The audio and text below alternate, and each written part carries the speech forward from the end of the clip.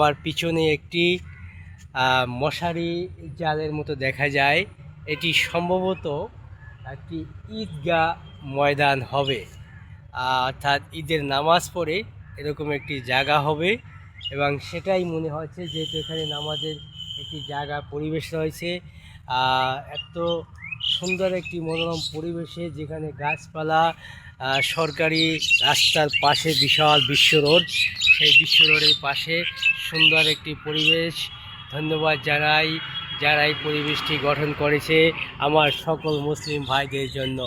দোয়া রইল আপনাদেরকে, দোয়া রইল আপনাদের সকলের ভাই ও বোনদের জন্য, যারা অক্লান্ত পরিশ্রম করে এখানে সুন্দর একটি নামাজের ব্যবস্থা করেছেন। দোয়া রইল আপনাদের জন্য কাল কিয়ামত পর্যন্ত। ভালো থাকবেন, সুস্থ থাকবেন, আপনাদের জন্য দোয়া কামনা করে আজকে আমি বিদায় নিলাম।